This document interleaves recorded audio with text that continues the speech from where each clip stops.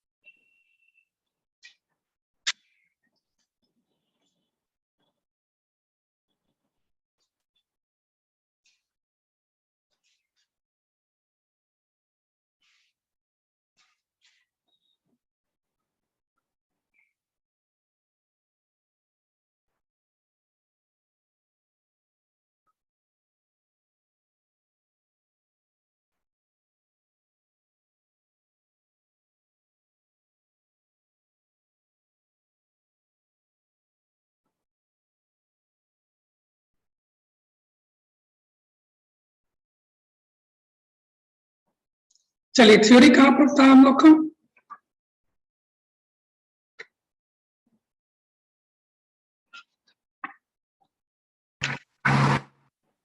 एक क्वेश्चन आपको छोड़े थे,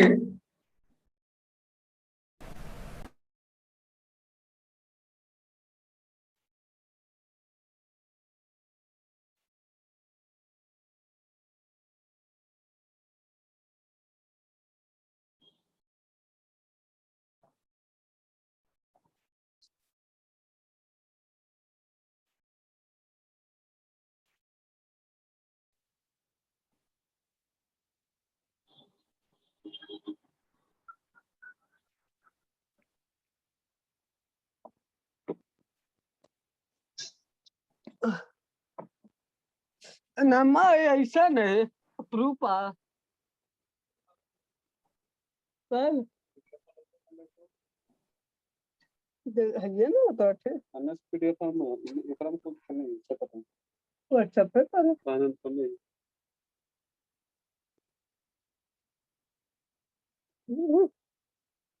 हमरा फाइनल सो करो ये करन डिलीट कर नहीं करो आपको छोड़े थे स्केपिंग वेलोसिटी का क्वेश्चन था, याद है? क्या आप उसको बना लिए हैं?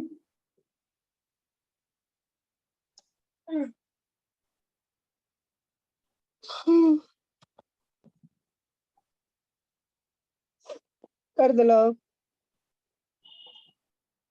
अरे यार फटवा बहुत कैसे वाला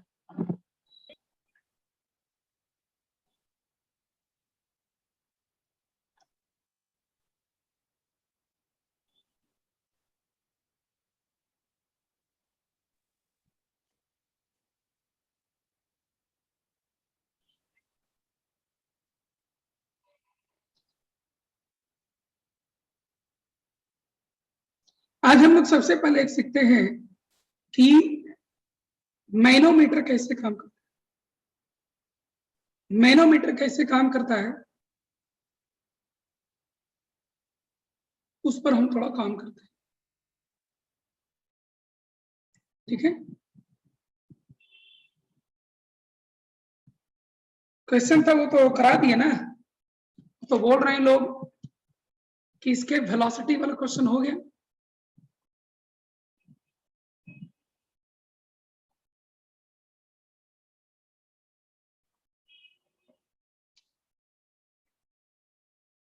अच्छा ठीक, नहीं हुआ। चलिए देखा जाए क्वेश्चन है, it has been considered that during the formation of earth hydrogen gas was available at the earth. ये क्वेश्चन भी ये कह रहा है कि जब अर्थ का फॉर्मेशन हो रहा था उस समय हाइड्रोजन गैस अर्थ पर मौजूद था, लेकिन अर्थ का टेम्परेचर वेरी हाई होने की वजह से वो पार्टिकल जो था, हाइड्रोजन गैस जो था, वो काफी ज्यादा स्पीड से मूव कर रहा था और उसका वेलोसिटी इतना ज्यादा था कि अर्थ पर पार्टिकल्स के एस्केपिंग वेलोसिटी से भी ज्यादा था। और वो अर्थ सरफेस को छोड़कर चला गया, और वो आपको अर्थ सरफेस को छोड़कर चला गया, ठीक है। और इसीलिए हमारे एटमॉस्फेयर में हाइड्रोजन गैस प्रेजेंट नहीं, और इसीलिए हमारे एटमॉस्फेयर में हाइड्रोजन गैस प्रेजेंट नहीं है, इस तरह से कहा गया है। इसी चीज को हम लोग को कैलकुलेट करना है। तो आप कैसे निकालोगे इस, आपको एस्केप वेलोसिटी दिया हुआ है,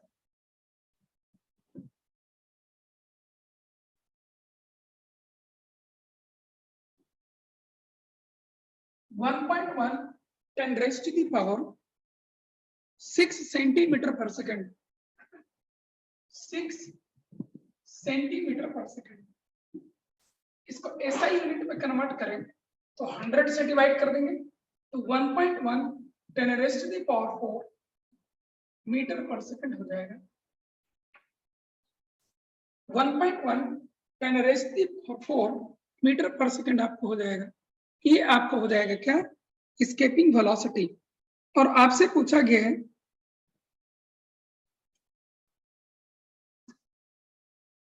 ठीक है, अब अर्थ सरफेस का कितना टेम्परेचर है कि हाइड्रोजन मॉलिक्यूल यहाँ इतने के बराबर स्पीड रखेगा और वो यहां से चला जाएगा। तो सारे मॉलिक्यूल चले गए, तो यहाँ पर एवरेज स्पीड को कैलकुलेट कर लो। Therefore, एवरेज स्पीड आपका मॉलिक्यूल का 1.1 10 raised to the power 4 होना चाहिए। ये कितना होता है, 8 RT अपॉन पाई n होता है।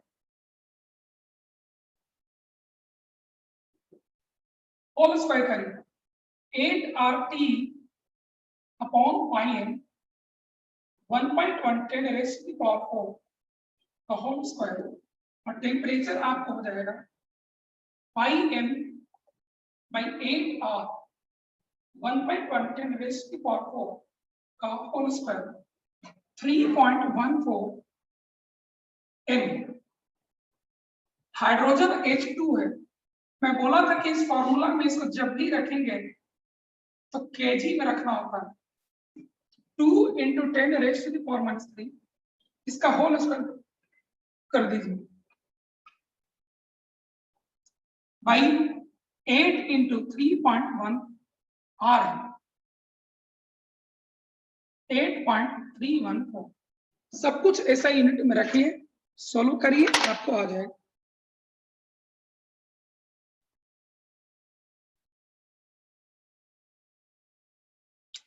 ये लगभग आपको आता है 11,430 kelvin.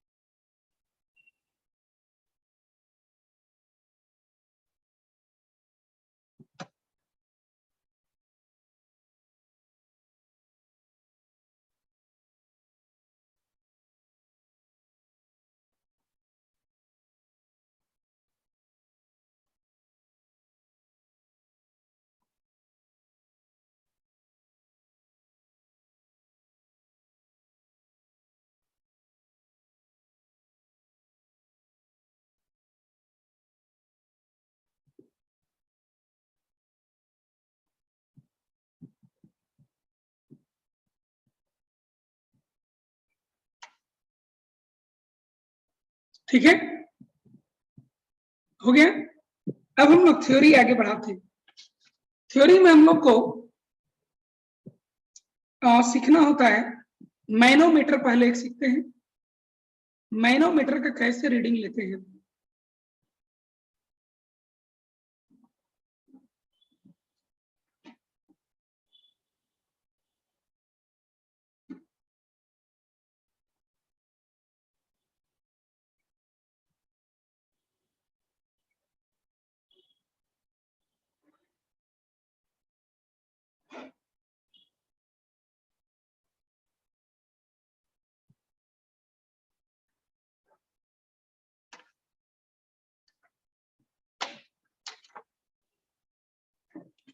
Manometer.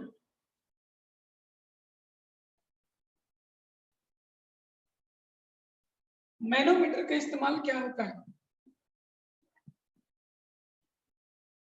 Used to measure gauge pressure. This is used to measure gauge pressure. ठीक है, अब ये क्या होता है? पहले मैनोमीटर बनाते हैं, फिर ये सब सीखेंगे। जैसे इसको देखिए,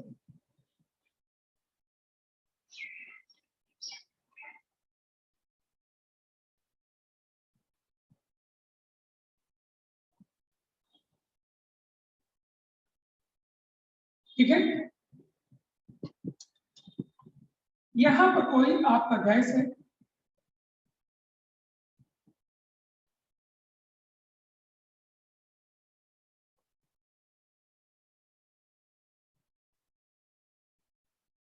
और यहाँ पर आपको मरकरी भरा हुआ है, ठीक है, यहाँ पर खुला हवा है, ठीक है, यहाँ पर प्रेशर कितना लगेगा?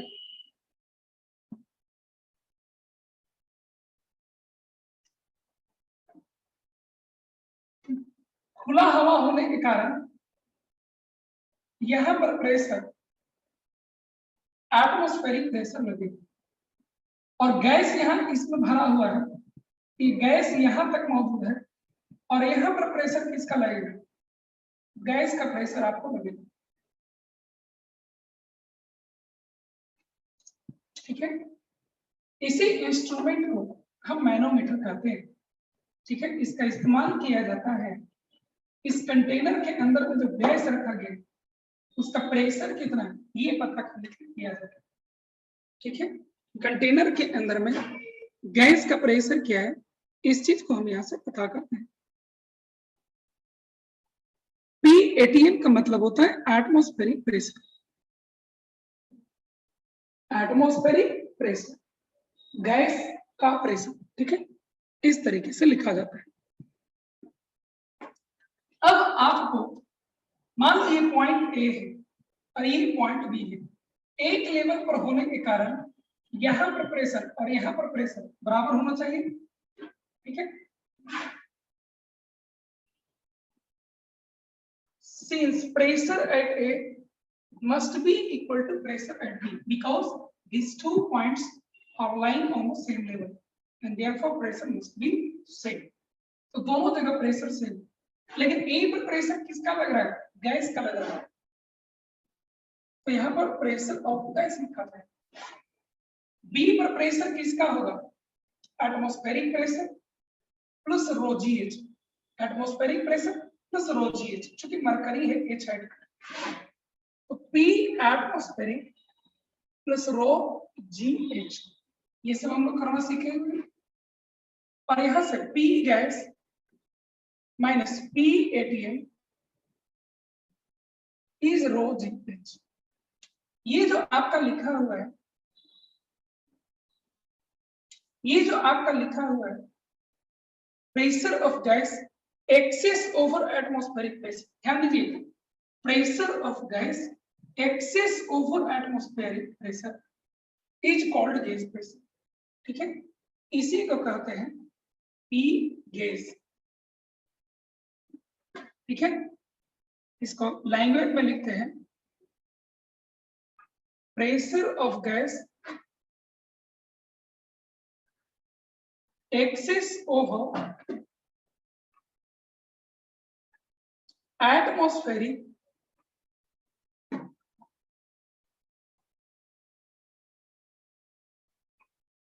Pressure, pressure of gas excess over atmospheric pressure, इसी को कहते हैं P गाउस प्रेशर। क्या कहते हैं? इसी को कहते हैं हम लोग P गाउस कहते हैं, ठीक है। तो अगर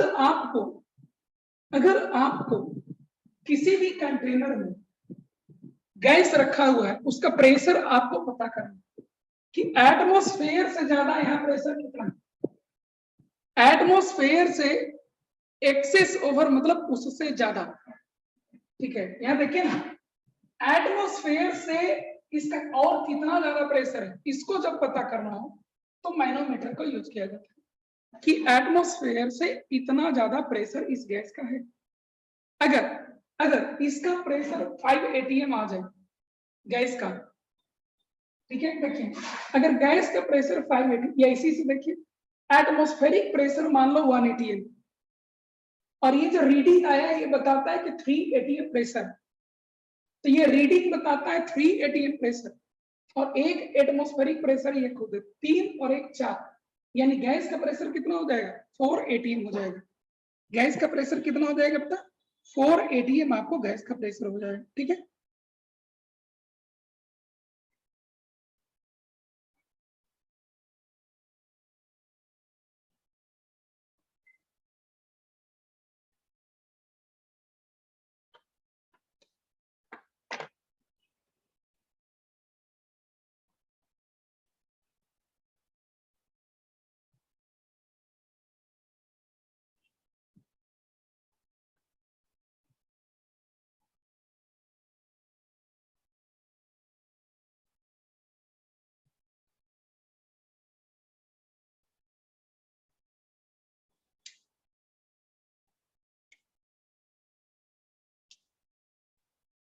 नोट करिए इसको।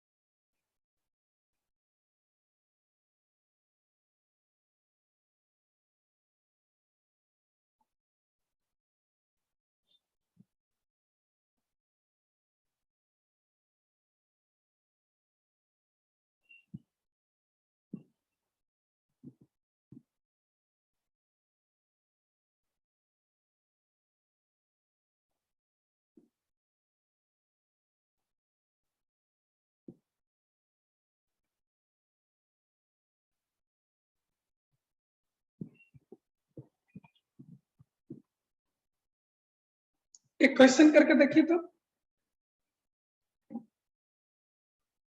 एक क्वेश्चन करके देखिए।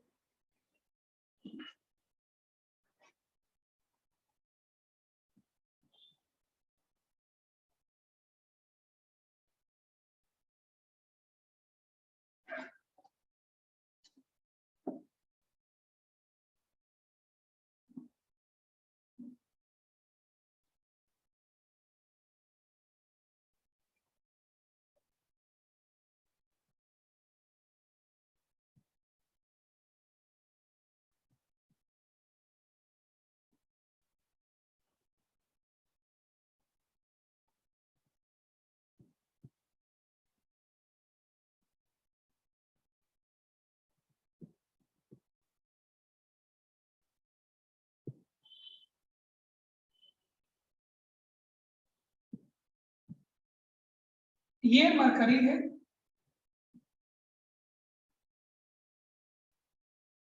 यहां गैस रखा गया है, और यहां से यहां 8.6 mm ऑफ Hg है,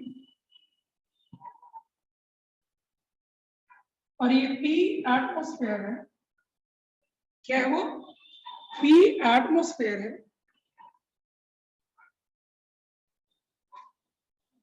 वो P एटमॉस्फेयर है जिसका वैल्यू है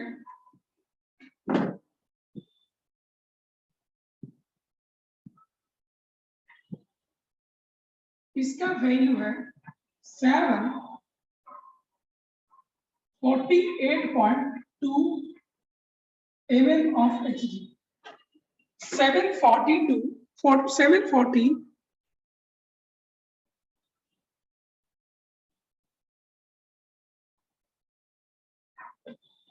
रोजी एच ही ना यहाँ पे गेज प्रेशर है।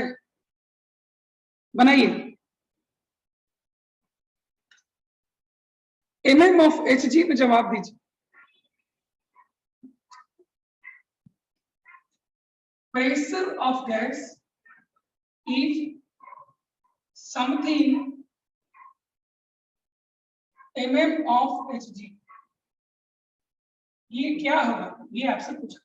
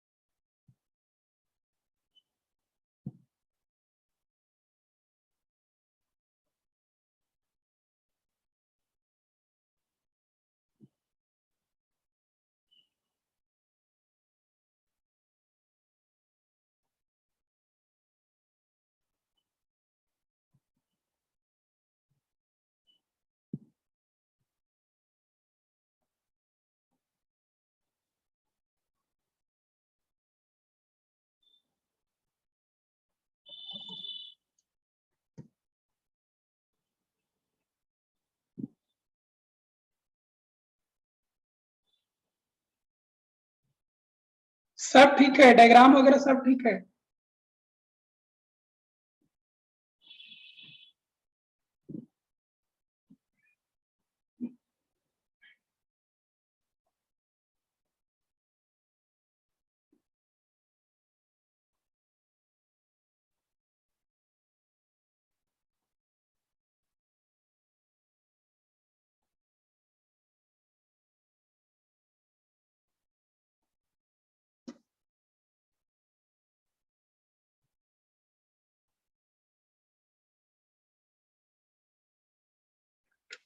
इसको जब सॉल्व करने जाएंगे तो क्या आएगा, अगेन यहां अगर ए पॉइंट लेते हैं, यहाँ बी पॉइंट लेते हैं, क्या लिखना होगा इस केस में? Pressure at A is equal to pressure at B.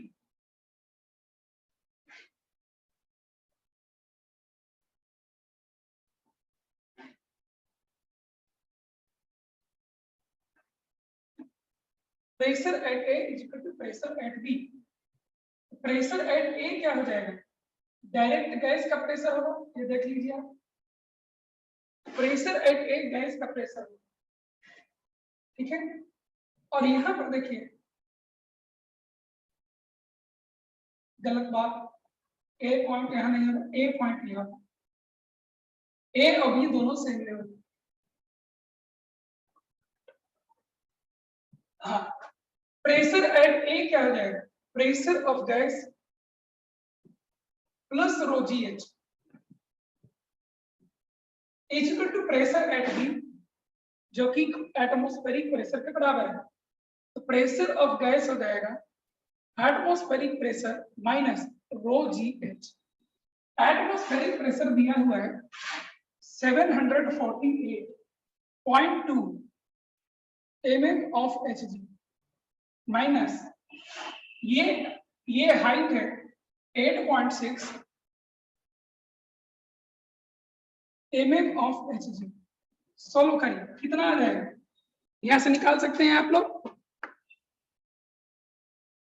यहां से सोल्व करके आप निकाल सकते हैं।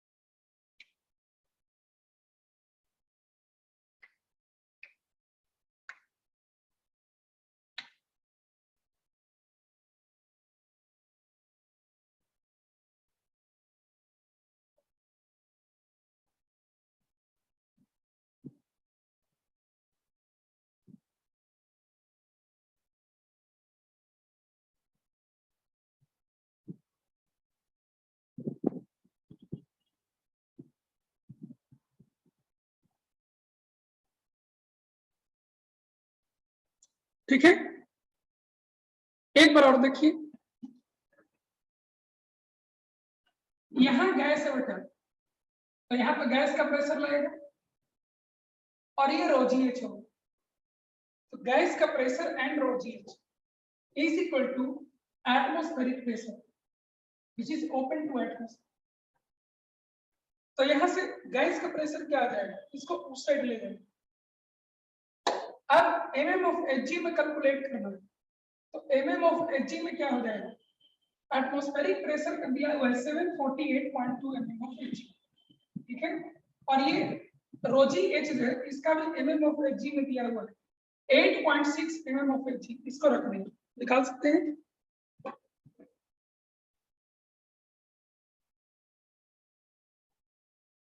मिहिर हो जाएगा,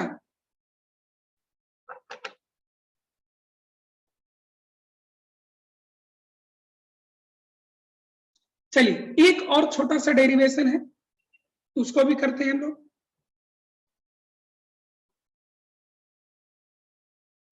Maxwell distribution of molecular speeds, ये छोटा सा पढ़ना है।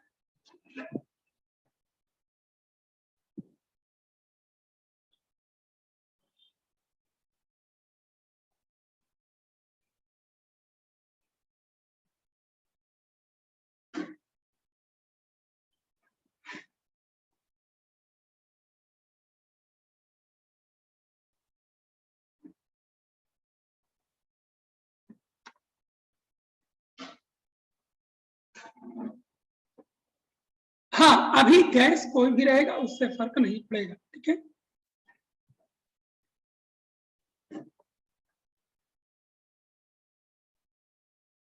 मैक्सवेल डिस्ट्रीब्यूशन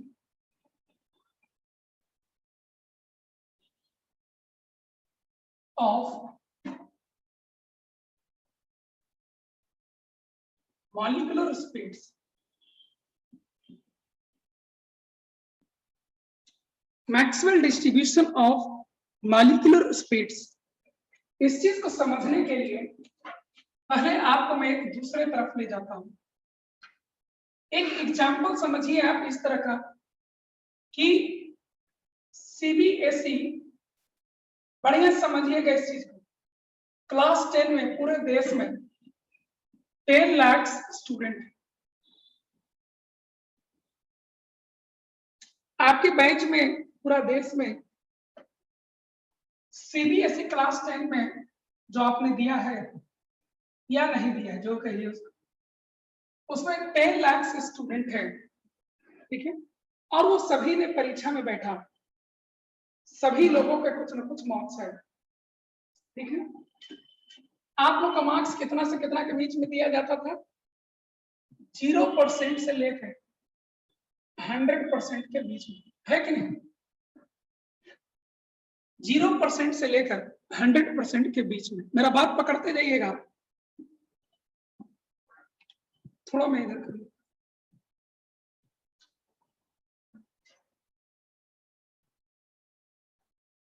जीरो % से 100% के बीच में सभी का मार्क्स आना।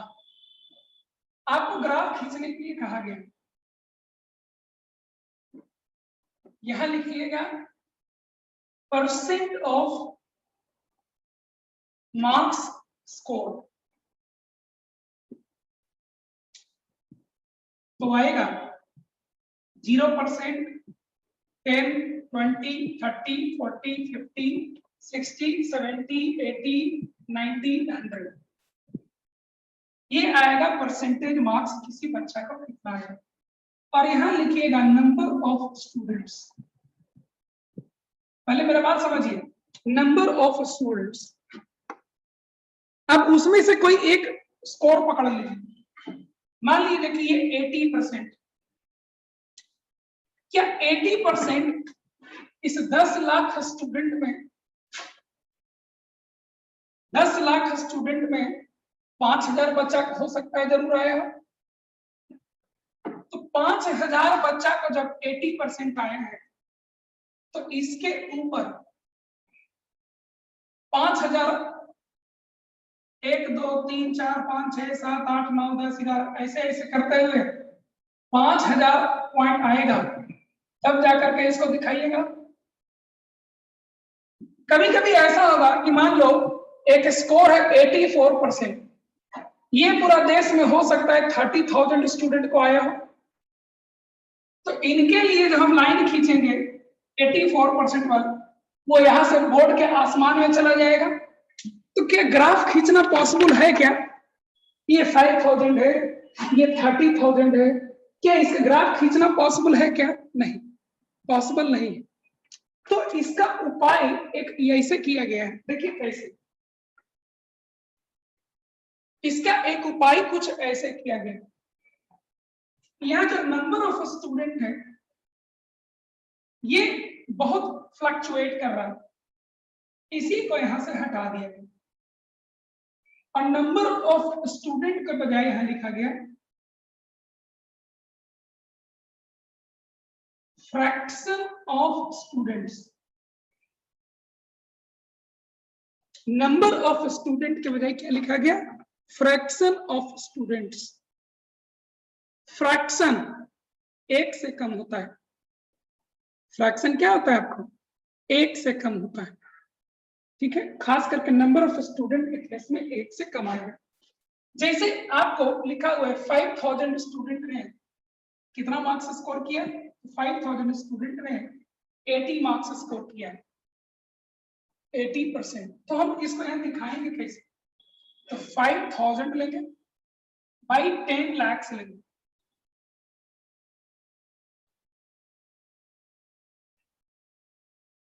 ठीक है। ये आ गया हमको फ्रैक्शन ऑफ स्टूडेंट।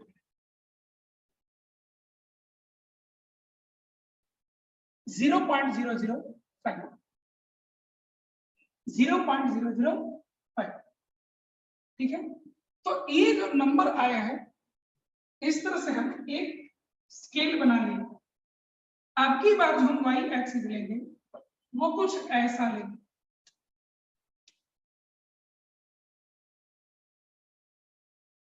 और यहां पर दिखाएंगे 0.1, यहां दिखाएंगे 0.2, यहां दिखाएंगे 0.3, 0.4, ऐसे करके कुछ दिखाएंगे।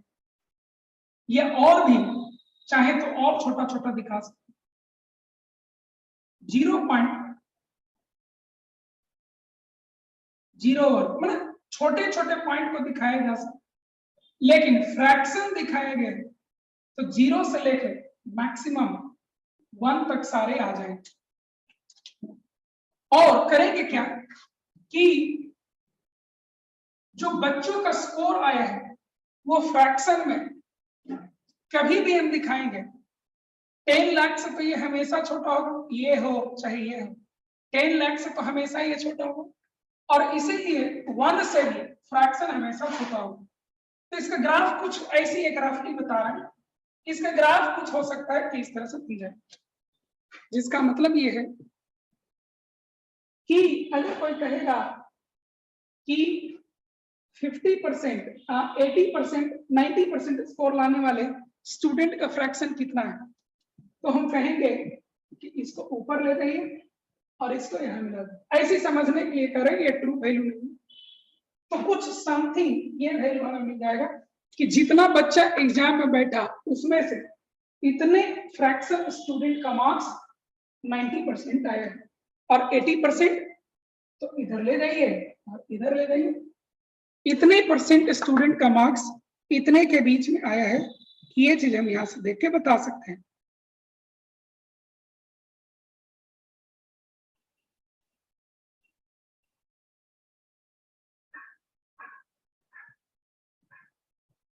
ठीक है,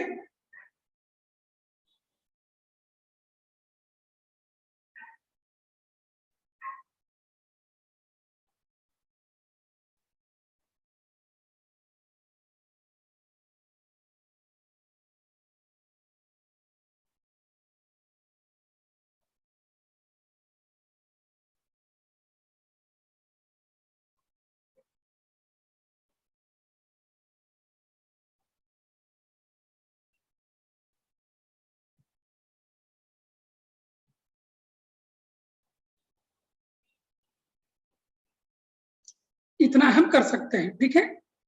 इसी तरह से गैस सैंपल में भी किया गया है। तो गैस सैंपल में भी इसी तरह का काम किया गया है। देखिए क्या,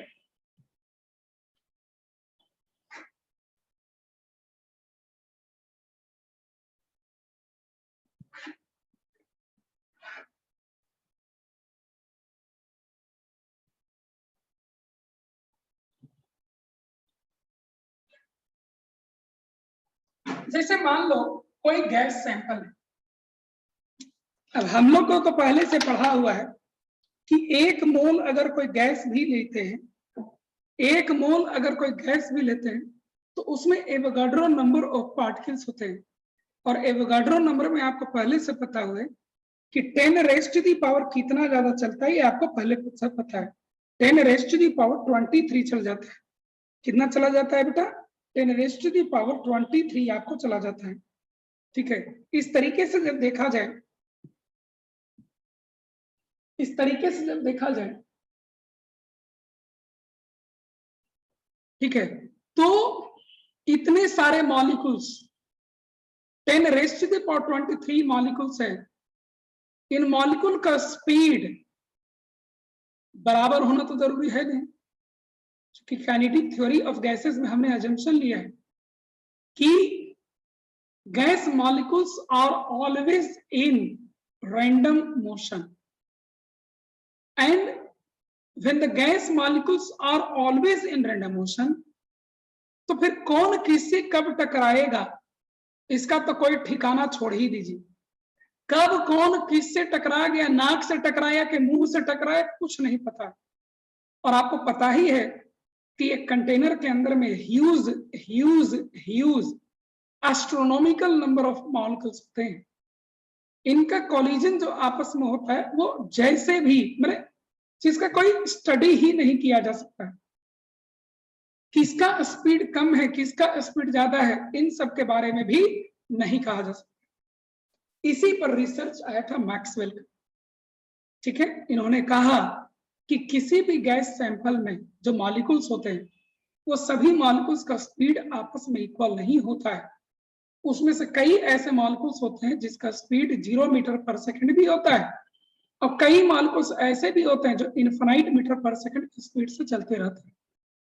ठीक है, लेकिन किसी पर्टिकुलर स्पीड को पाने वाले, किसी पर्टिकुलर स्पीड को रखने वाले नंबर ऑफ मॉलिक्यूल्स का नंबर किसी दूसरे पर्टिकुलर स्पीड को रखने वाले नंबर ऑफ मॉलिक्यूल्स के नंबर से डिफरेंट आपको हो सकता है, से डिफरेंट आपको हो सकता है।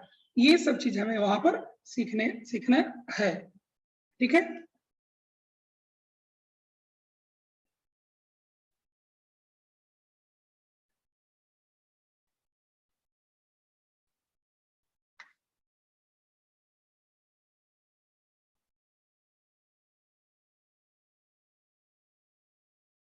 ठीक है, इन्हीं सब चीजों को, वैसे तो इस पर डेरिवेशन वगैरह हमें नहीं सीखना है, डायरेक्ट एक ग्राफ सीखना है, कुछ अजम्पशन सीखना है। ठीक है, बस, और इसका क्वेश्चन हमसे बनने लगता है। तो सबसे पहले लिखिए इसमें पोस्टुलेट्स और अजम्पशंस ऑफ स्पीड डिस्ट्रीब्यूशन। देखिए सबसे पहले थियोरेटिकल है, न्यूमेरिकल इस पर नहीं आता है। पोस्टुलेट्स और assumptions of molecular distribution।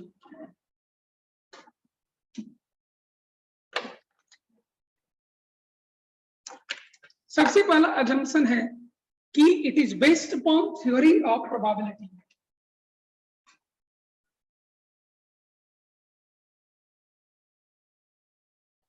It is based upon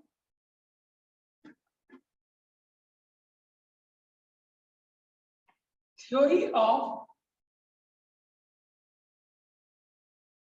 probability। It is based upon theory of probability। It is based upon theory of probability। It is based upon theory of probability.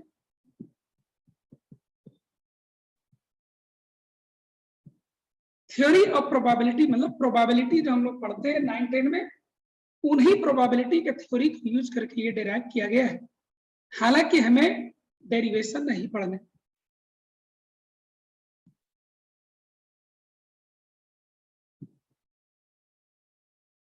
ठीक है, ये क्या हमें देता है, it gives the statistical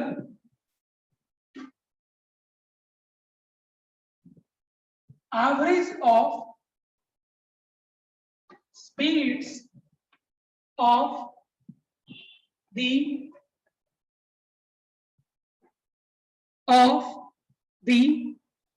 whole collection of gas molecules,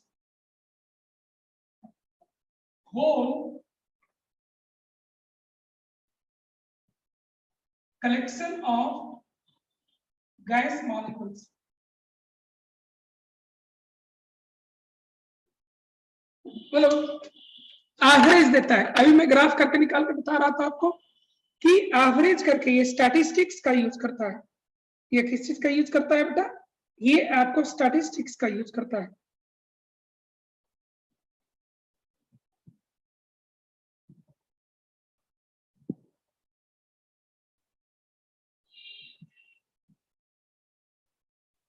ठीक है, किस चीज का यूज करता है, स्टैटिस्टिक्स का यूज करता है।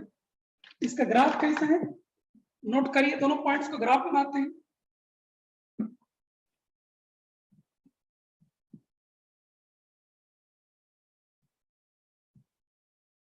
थ्योरेटिकल है, इस पर न्यूमेरिकल नहीं आता है, लेस इंपॉर्टेंट थ्योरी है।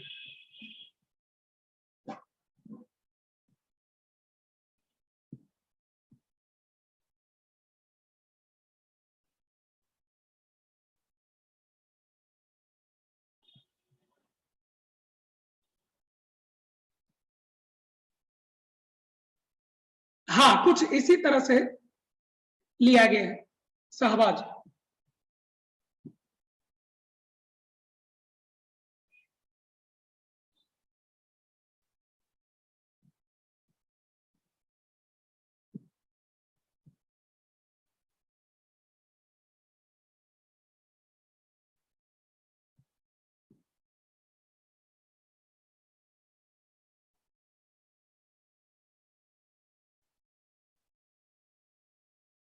ठीक है,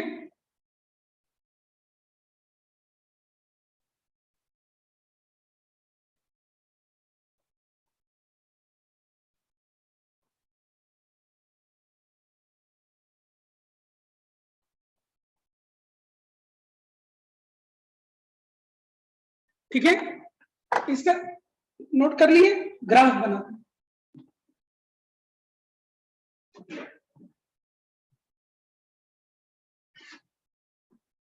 लेस इंपॉर्टेंट है, इस पर कुछ खास क्वेश्चन आते नहीं, लेकिन सिलेबस में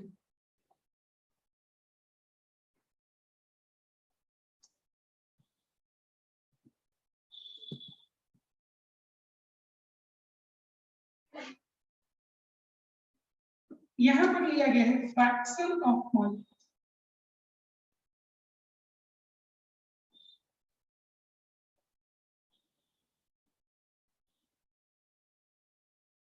और यहां लिया गया है मॉलिक्यूलर स्पीड्स।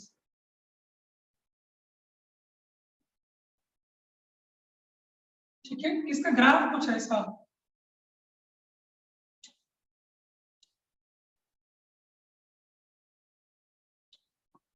ठीक है, क्या है इसका मतलब,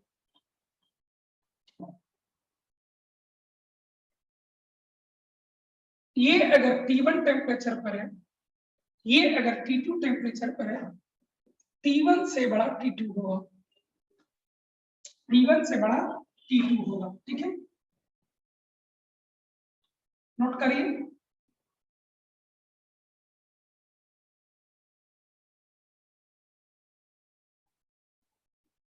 आप लोग को 3 तरह का स्पीड पढ़ाया गया था, आप लोगों को 3 तरह का स्पीड पढ़ाया गया था, याद है? उसमें सबसे बड़ा कौन था? URMS। उसके बाद कौन था? U average. तो ये आपका हो जाएगा URMS, U average, UMPS। Note करिए, पहले ग्राफ नोट करिए फिर और समझाते हैं। इतना ही सीखना है, ग्राफ ही वगैरह इसमें खाली सीखना है।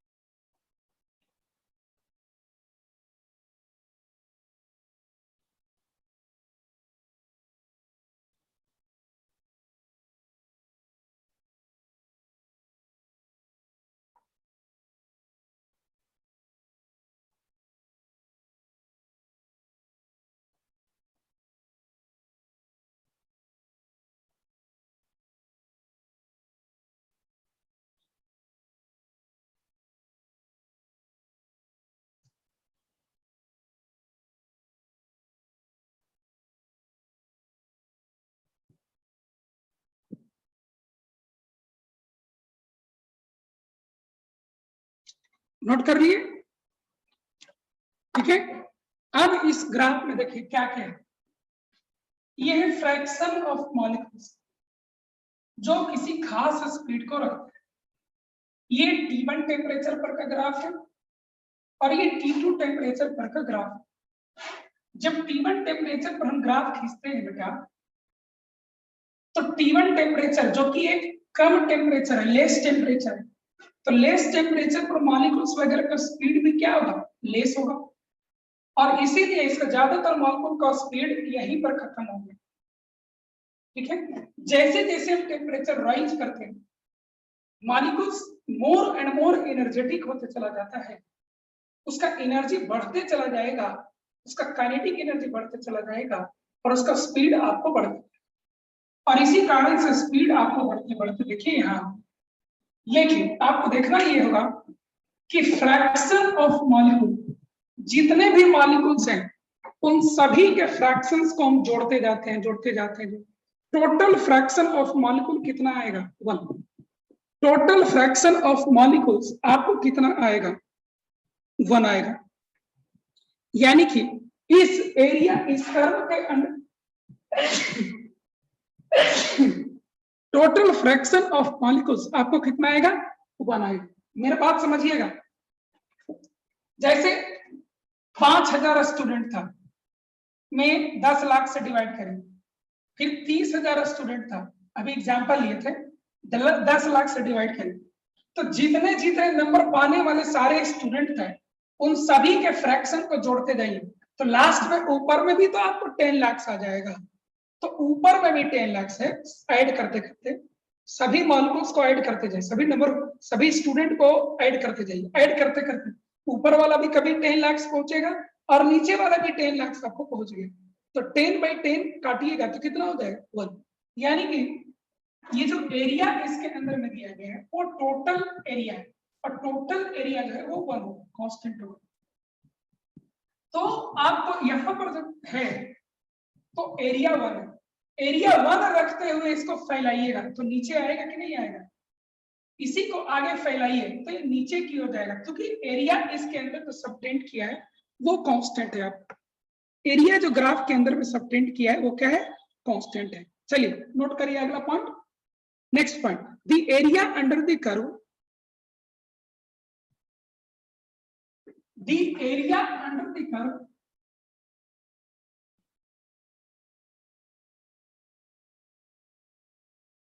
under the curve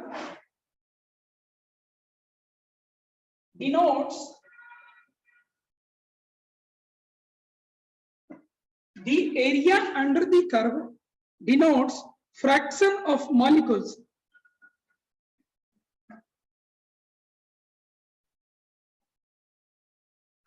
denotes fraction of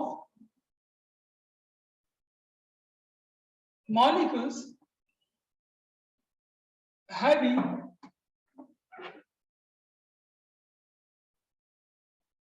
speeds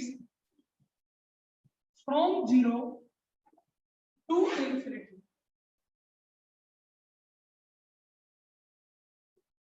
From 0 to infinity. ठीक है, और अभी मैंने आपको समझाया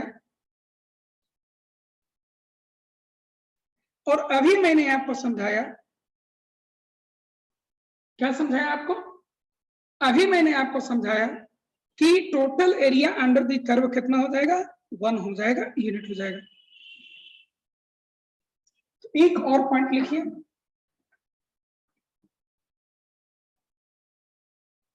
total area under the curve will be constant and unity at all temperatures. सभी टेम्परेचर पर total area under the curve जो आपका होगा वो यूनिटी होगा। Total area under the curve आपका क्या हो जाएगा? यूनिटी हो जाएगा, ठीक है, और कांस्टेंट होगा सभी टेम्परेचर। इस टेम्परेचर पर भी यूनिट होगा और इस टेम्परेचर पर भी यूनिट होगा। चलिए नोट करिए इसको, थियोरेटिकल है बाबू, न्यूमेरिकल यहां नहीं आएगा।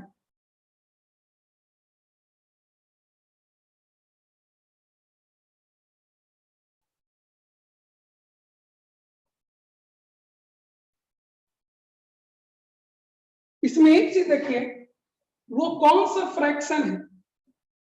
सबसे ज्यादा फ्रैक्शन ये है, यानी सबसे ज्यादा मॉलिक्यूल का स्पीड हमारा ये हो जाएगा, और इस केस में सबसे ज्यादा फ्रैक्शन ये है, यानी सबसे ज्यादा स्पीड रखने वाले मॉलिक्यूल का फ्रैक्शन ये हो जाएगा। इसी स्पीड को हम लोग मोस्ट प्रोबेबल स्पीड कहते हैं। Speed possessed by maximum number of molecules, speed possessed by maximum number of molecules. याद आया?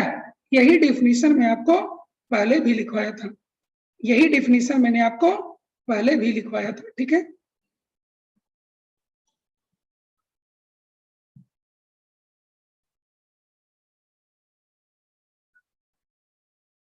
चलिए लिखा जाए। अब ग्राफ का कोई काम नहीं, ठीक है, मिटा दो।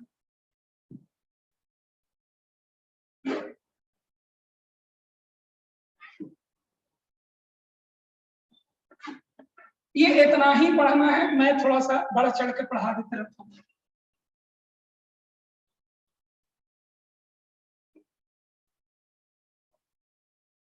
फिर से लिख लीजिए, speed possessed by maximum number of molecules is the most probable speed.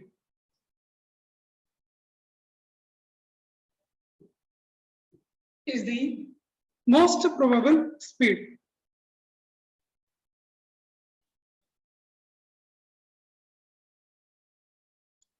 देखो बेटा, असिम्प्टोट ये सब टेक्निकल चीजें जो हैं ये झनालाल सर के सामने इस्तेमाल करिएगा, ठीक है।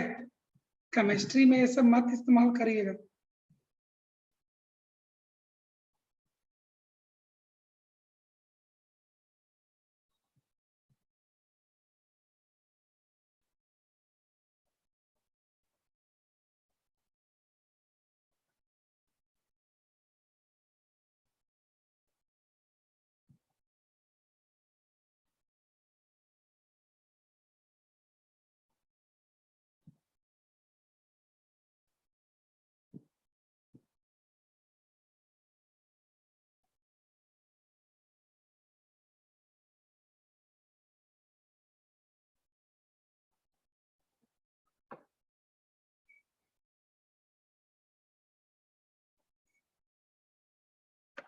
नोट कर लिए?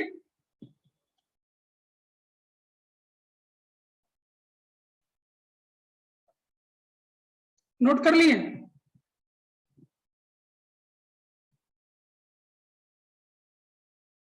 चलिए इसको मैं अपने तरफ से थोड़ा एक्स्ट्रा बता देता हूं, थोड़ा समझिएगा। नोट कर लिए तो एक एक्स्ट्रा चीज बता के इस टॉपिक को खत्म कर, ठीक है? नोट कर लिए?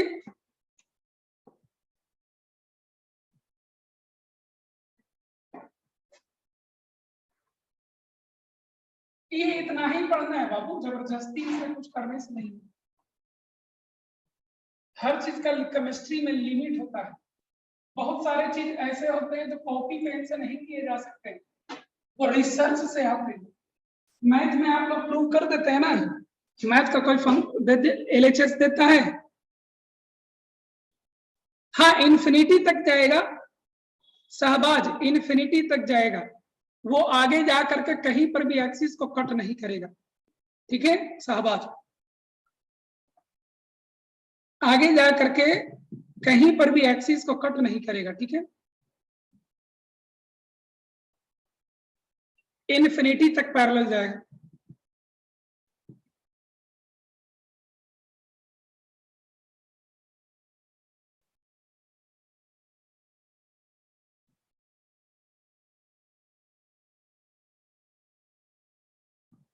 क्या ऊपर कुछ लिखे? कुछ नहीं लिखे।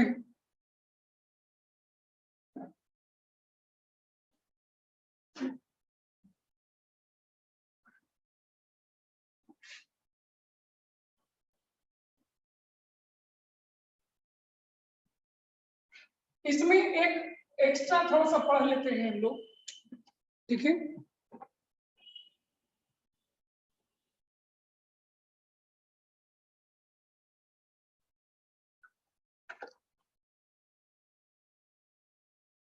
एक मैं मैथमेटिकल फॉर्मूला यहां देता हूं, आप लोग इसको रटिएगा नहीं, ठीक है?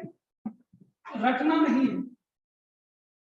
एफ भी is equal to 4 pi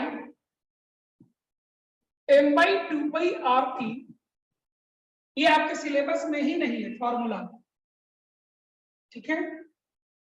into V square into E, यहीं पर लिखा हुआ है E rest to the power M V square by 2r2।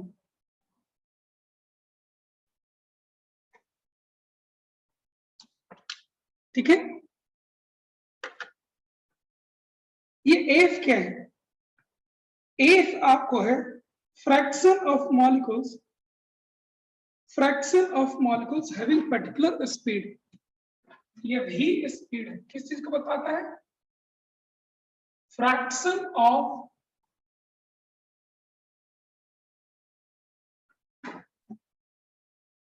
molecules having particular speed। इसी का ग्राफ आपको ये खींचा हुआ dn by n into dv, या ऐसे लिखिए 1 by n dn by dv।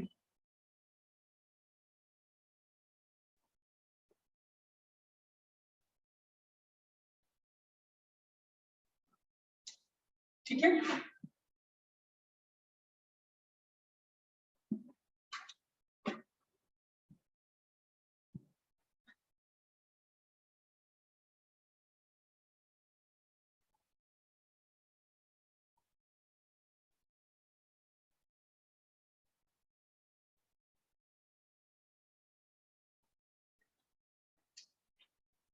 यही है आप फ्रैक्शन ऑफ मॉलिक्यूल्स, और ये है आपको मॉलिक्यूलर स्पीड।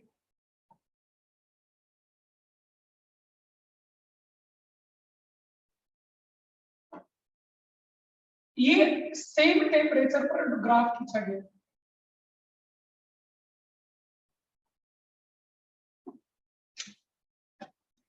ये सेम टेम्परेचर पर आपको ग्राफ खींचा, ये मैथमेटिकल फंक्शन का पिछला ग्राफ में दिखाया गया। इस मैथमेटिकल फंक्शन को पिछला ग्राफ में दिखाया गया था। आप देखिए T नीचे में और T नीचे में, टेम्परेचर को बढ़ाने से ग्राफ कैसे हो गया था, रिकॉल करिए। टेम्परेचर को बढ़ाने से ग्राफ यहां चला गया था, याद आया? टेम्परेचर को बढ़ाने से ग्राफ यहां चला गया, यानी टेम्परेचर को बढ़ाने से ये घटता है तो ग्राफ आपको आगे चला जाता है। समझ गए? ये चीज आपको एग्जाम में ऐसे पूछा जा रहा है कई बार कि इस मैथमेटिकल फंक्शन को बढ़ाने से ये घटता है और ग्राफ आगे चला जाता है। तो अगर हम इसको घटा दें, अगर हम इसको घटा दें तो भी ये घटेगा और तभी ग्राफ आगे चला जाना चाहिए। और यही आपको यहाँ पर होगा। आपसे पूछा जाएगा कि एक गैस के लिए जिसका मोलर मास m1 है के लिए ग्राफ ये है, एक और गैस जिसका मोलर मास m2 है के लिए ग्राफ ये, एक और गैस जिसका मोलर मास m3 है के लिए ग्राफ ये। सेम टेम्परेचर पर ग्राफ खींचा गया। आपको m1 m2 m3 में क्या रिलेशन है तो आप देख सकते हैं आगे जाने पर m क्या होना चाहिए, घटना चाहिए, यानी m1 से छोटा m2 हो जाएगा और m2 से छोटा आपको m3 हो जाएगा। ठीक है, m1 से छोटा आपको m2 हो जाएगा और m2 से छोटा आपको m3 हो जाएगा।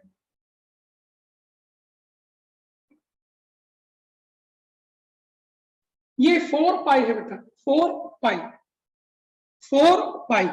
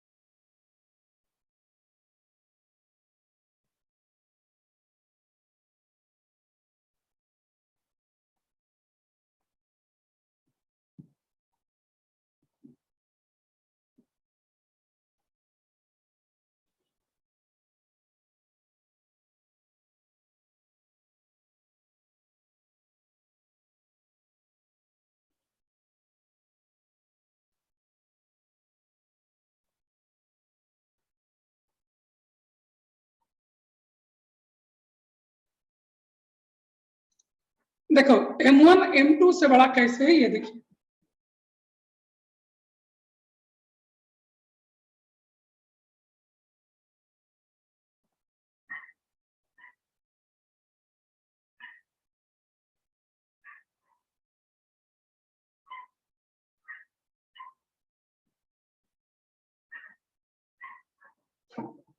जब पिछला ग्राफ में क्या था, इसमें टेम्परेचर जब बढ़ाते हैं तो ये फंक्शन घटता है तो ग्राफ आगे चला जाता है। ठीक है, जब ये घटता है तो ग्राफ आगे चला जाता है। तो इसको घटाने के लिए m को घटाना होगा, यानी इससे m इसका कम होगा और इससे m इसका कम होगा। तो इसीलिए m1 से छोटा m2 होगा, m2 से छोटा m3 होगा। ठीक है, हाँ सबका एरिया यूनिटी होगा, सबका एरिया आपको यूनिटी ही होगा।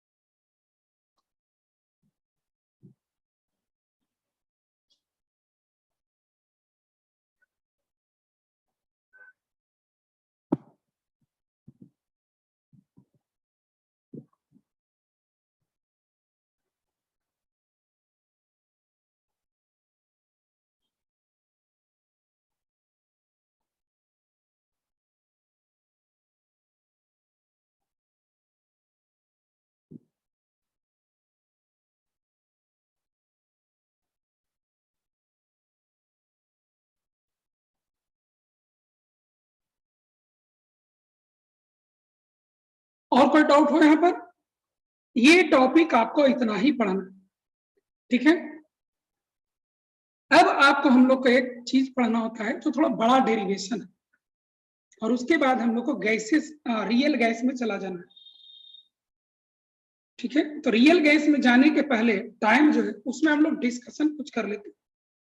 तो पुराना डिस्कशन कुछ आपका बचा हुआ है क्या?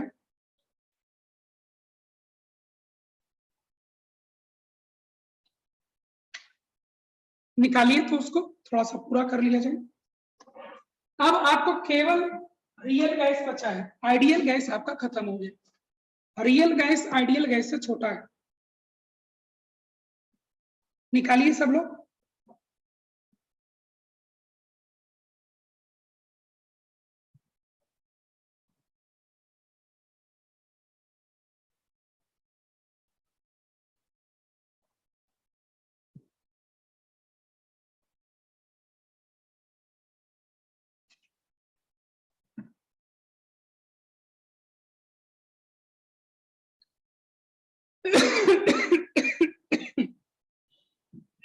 निकालिए आप लोग डिस्कशन वाला।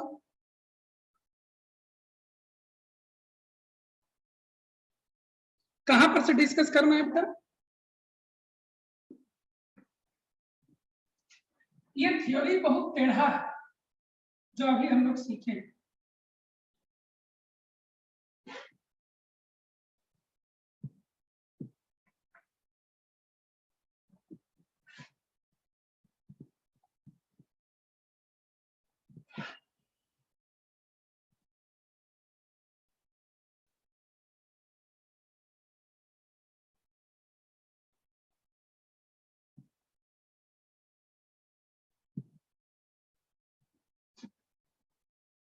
192 से चलिए 192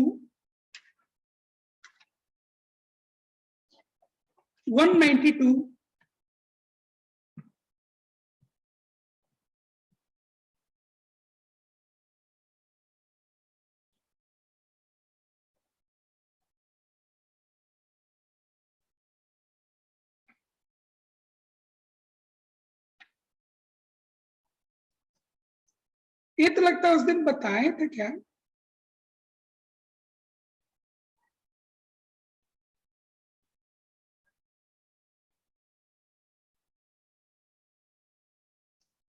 ये तो उस दिन बताए थे कि क्वेश्चन में इनकम्प्लीट इंफॉर्मेशन दिया हुआ है।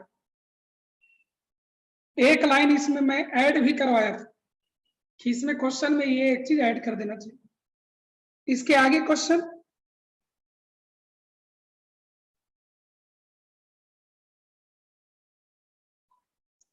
वन 192 के आगे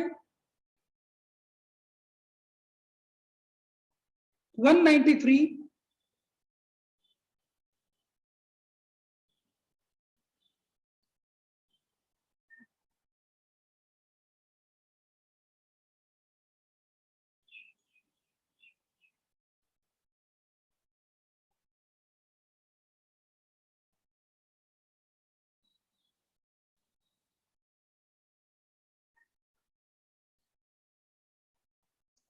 इसका कॉन्सेप्ट अभी आपके पास नहीं है बेटा।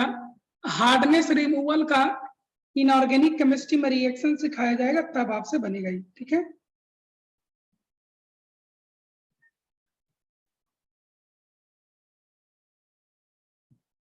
ठीक है, हार्डनेस रिमूवल का सिखाया जाएगा तब ये आपको बने। मैंने आपको हार्डनेस निकालना सिखाया है, हार्डनेस रिमूवल का कॉन्सेप्ट मोल कॉन्सेप्ट 2 में दिया जाएगा, ठीक है।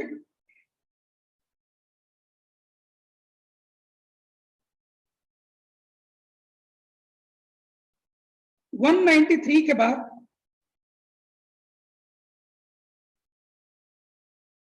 194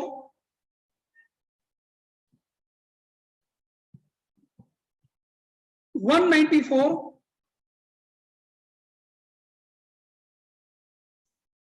195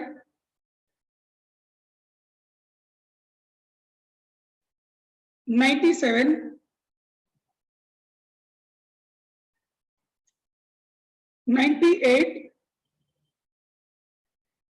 193 में डी ऑप्शन कैसे आ गया?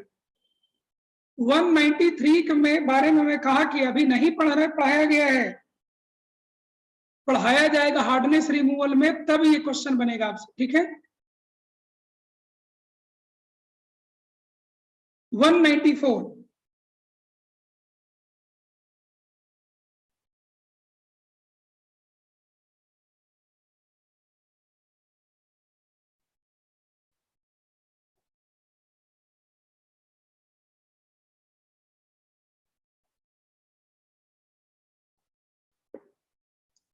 194 में आप चेक कर सकते हैं,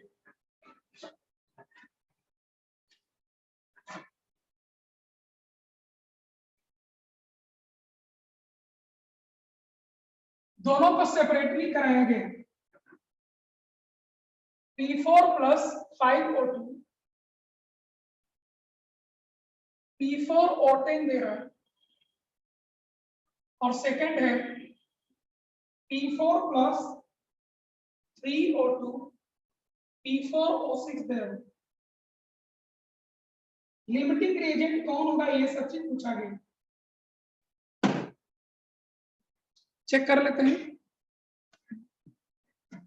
आपको दोनों ही केसेस में फास्फोरस 0.62 ग्राम दिया है एंड ऑक्सीजन 4 ग्राम दिया है। तो नंबर ऑफ मोल P4 का कितना होगा, तो 0.62 बाय 4 into 30।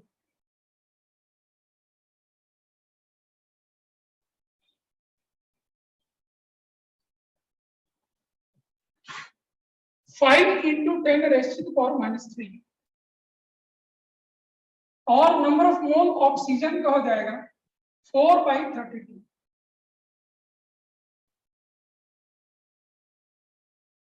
125 10⁻³ ये तो बहुत बड़ा डिफरेंस है। तो इस केस में मोल बाई एसपी क्या होगा, 5 into 10⁻³ बाई 5 से डिवाइड कर दीजिए, 25 into 10⁻³। तो कम कौन है, ये है, तो लिमिटिंग रिएजेंट कौन होगा, फास्फोरस होगा।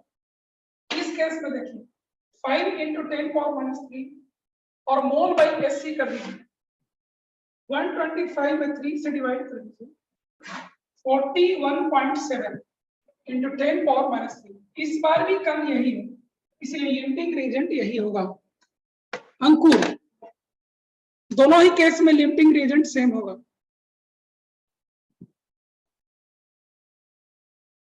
193 आपको नहीं पढ़ाया गया, मैं कितनी बार कहूं। -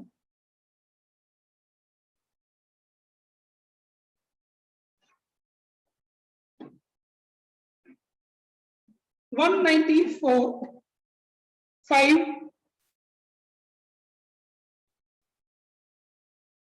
97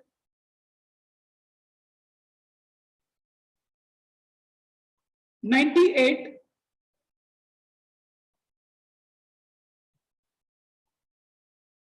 97।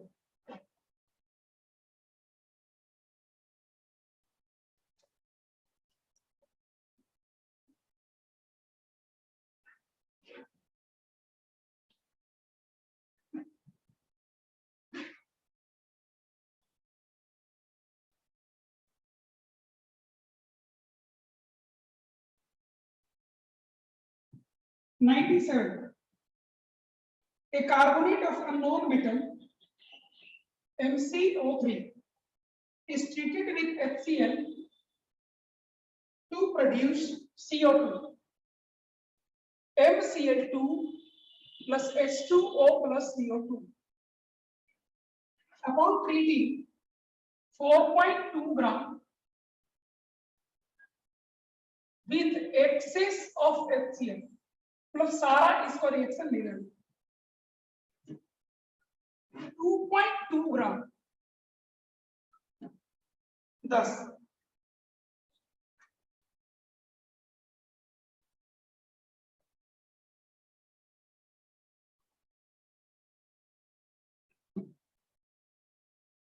इस क्वेश्चन का ABC पार्ट बनेगा, डी पार्ट आपको मोल कॉन्सेप्ट 2 से है। ABC मैं आपको बताता हूं, ठीक है।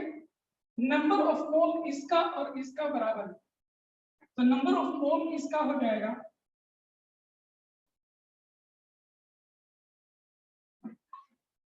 कहां गया question,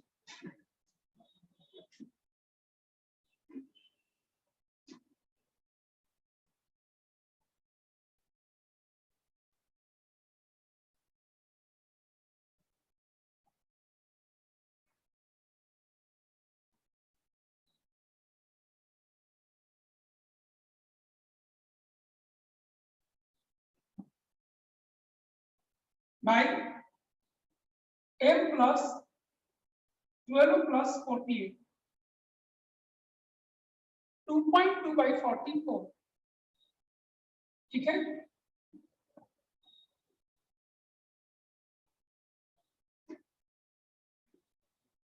m plus 4.2 into 20, 84, m is equal to 24, m क्या है 24।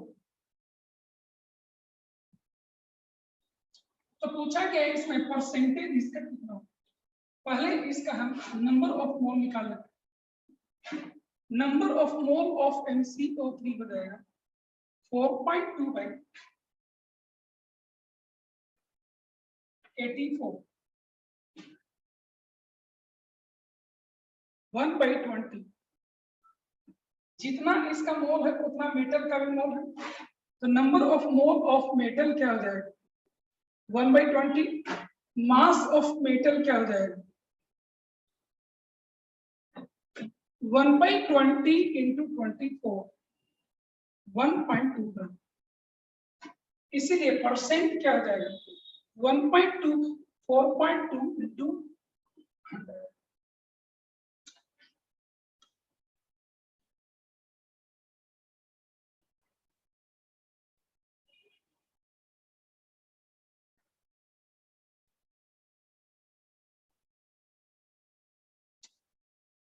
$28.57,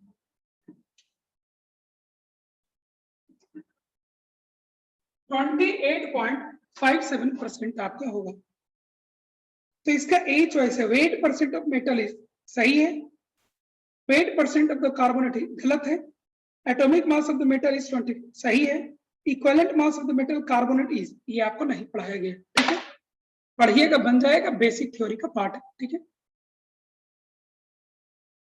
98 203 216 203,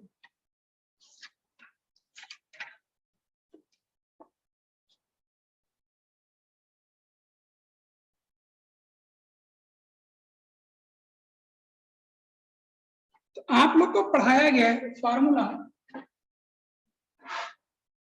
molarity is equal to volume strength by 11.2,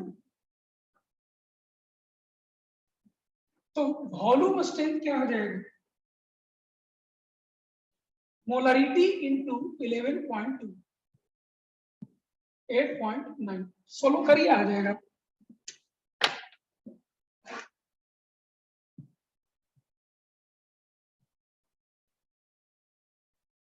to 216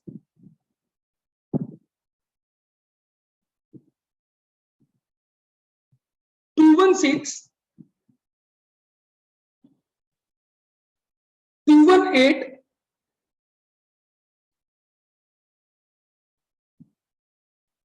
219, ये तो डायरेक्ट कराया हुआ है, 221 218,